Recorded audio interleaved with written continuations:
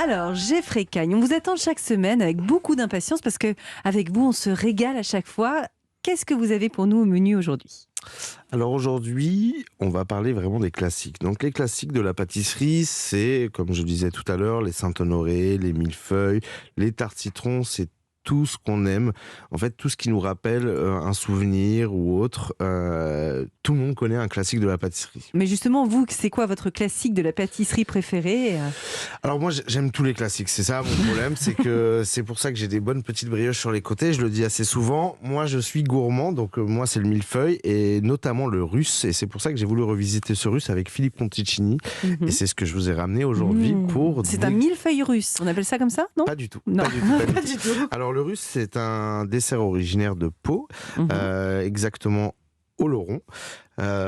Et en fait, en gros, c'est 2 couches successives de dacquoise noisette avec une mousseline au praliné. Ça ressemble un petit peu au Paris-Brest. Ouais. Mais oui, parce que j'ai mis, sans faire exprès, un doigt dedans. Sans faire exprès. Sans faire exprès. Je l'ai mis dans ma bouche. Moi, sans faire exprès, hein. encore une fois. J'allais Tout. pas laisser ce bout de je ne sais quoi. Et ça avait un goût de praliné. Ça me faisait penser vraiment au Paris-Brest. Eh ben, moi. c'est vraiment... Ouais. Un peu comme le Paris-Brest, sauf que ce qui change par rapport au Paris-Brest, c'est que c'est une dacquoise noisette et dans le Paris-Brest, c'est de la pâte à choux. La dacquoise, vous pouvez nous rappeler, c'est quoi une dacquoise ? La dacquoise, c'est des blancs montés. C'est un peu comme une macaronade. C'est des blancs Tu montés. dis que des mots, je ne sais pas. Mais c'est quoi une macaronade de Nicolas Baudin ? C'est comme une pâte à macarons, en fait. Donc, c'est des blancs montés avec de la poudre de noisette, un peu de sucre, et ça fait une dacquoise. C'est une espèce de biscuit très léger, en fait, hein, c'est ça ? Très léger, un peu sucré J'aime et bien un parce peu que vous êtes croustillant. honnête, toujours en pâtisserie. Il ne dit jamais, je dis c'est pas gras. Oui, si, c'est un peu gras. Il n'y a pas trop de sucre. Il y en a. Oui, mais en fait, il ne faut pas oublier. Vous êtes le seul pâtissier honnête, je trouve. Je suis honnête, c'est une qualité. Et je demande juste autour de la table aux filles, quels sont vos classiques de la pâtisserie française préférés ? Cécile Coumeau ? Moi, j'aime beaucoup la tarte tatin. J'aime tous les desserts, la pomme, les tartes aux pommes, tarte tatin. Voilà, ça, j'avoue. Séverine Pierron ? Moi, c'est plutôt l'amandine. Ah, l'amandine, j'aime beaucoup l'amandine. Bon, très bien. Et Julia ? Moi, j'aime la pavlova. Mais c'est pas un classique. Si, c'est un classique, bien sûr. D'accord, bien sûr. okay. Et vous, Mélanie ? Moi, je l'ai dit, c'est le Paris-Brest, mon préféré. Je ne sais pas le faire, mais j'adore en acheter dans des très bonnes pâtisseries, comme chez vous, évidemment. Et tu sais comment on fait une tarte tatin ? Je sais non. Je crois que je vais dire non parce que sinon je vais me En fait, tromper. tu mets dans le four et tatin. C'est des blagues de... J'ai bien fait de me taire. Pâtissier. Bon, Jeffrey, est-ce que vous avez une recette simple à faire à la maison ? Alors, une recette simple à faire à la maison, moi je vais partir vraiment sur quelque chose de simple. Tout le monde peut... Alors, je ne vais pas vous dire de fabriquer vous-même votre feuilletage, c'est pas toujours très facile à la maison, donc vous achetez... On ne le fera pas de toute façon. Oui, je me doute. Vous achetez juste du feuilletage que vous cuisez, vous caramélisez. Quoi. Oui, que vous cuisez, que vous caramélisez. Déjà, On va partir sur un millefeuille, c'est quelque chose qui est assez simple à faire à la maison. Et donc vous faites une crème pâtissière et je vais vous donner cette recette de crème pâtissière que vous pouvez même alléger avec de la crème chantilly ou de la crème montée.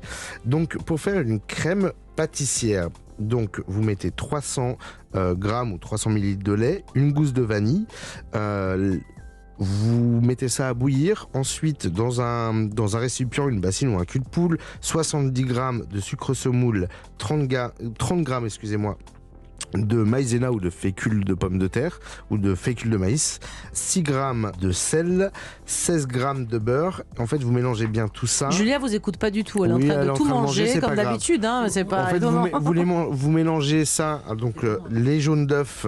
Donc il faut savoir qu'un jaune d'œuf ça fait 20 grammes d'un œuf. Donc c'est 60 grammes de jaune d'œuf. Vous les mélangez avec le sucre semoule. Vous blanchissez. Ensuite vous ajoutez la maïzena ou la fécule de maïs. Blanchissez, vous avez compris Nicolas Baudin, notre réalisateur. C'est bien mélangé avec un fouet. Et ça fait un peu de mousse en fait Une après. fois que le lait et la vanille bouent, vous mélangez le tout ensemble, vous cuisez 2-3 minutes à ébullition, vous mettez le beurre ensuite, vous mélangez bien pour que ça soit quelque chose d'homogène, vous laissez refroidir 2-3 heures, vous remélangez bien pour que ça soit bien lisse et ensuite vous garnissez votre millefeuille, donc 3 couches de feuilletage, un peu de crème pâtissière.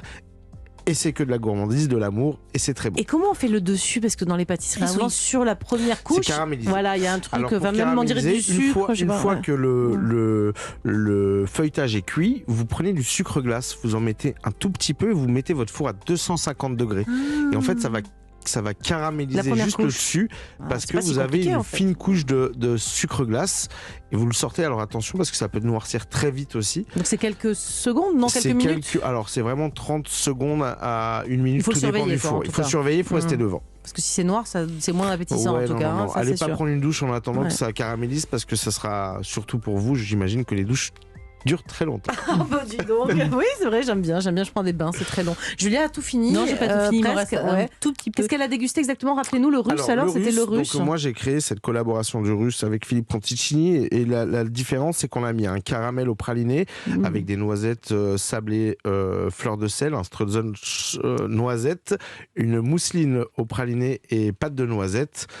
Et voilà, on a essayé de faire quelque chose de très gourmand. C'est très réussi. Hein. Et est-ce que vous avez d'autres adresses que les vôtres à nous conseiller pour les déguster? Bien sûr. Alors, pas le russe. Vous pouvez aller à Pau, chez tout le monde, il y a beaucoup de pâtissiers qui font ce russe parce que c'est originaire de là-bas. Moi, je le connaissais pas, le russe. Mais moi, j'ai des adresses d'autres produits que j'adore. J'achète souvent des gâteaux basques à Biarritz. J'adore les gâteaux basques. Gâteaux basques, c'est comme un sablé breton avec une crème pâtissière cuite à l'intérieur. On en trouve au chocolat, on en trouve avec de la cerise ou autre. Vous allez chez Thierry Barmas à Biarritz, qui est meilleur ouvrier de France, que j'adore. Et puis après, vous avez des classiques parisiens, notamment, on en a déjà parlé, le Mont Blanc de chez Angelina, le Baba au rhum de chez Storer, et j'en passe et des meilleurs. En tout cas, la province aussi a beaucoup de classiques. Faut pas oublier que le classique, il y en a partout. Et les bons pâtissiers aussi, il y en a partout, bien sûr, évidemment. Bien Merci sûr. beaucoup, Geoffrey. C'est moi qui vous remercie. Oui, merci à vous pour toutes ces astuces de pâtissier qu'on va tenter bien sûr de refaire à la maison, mais vous me connaissez, je vais peut-être pas refaire ça. Enfin, si vous voulez venir à la maison, ça me convient aussi. Merci à vous, Geoffrey.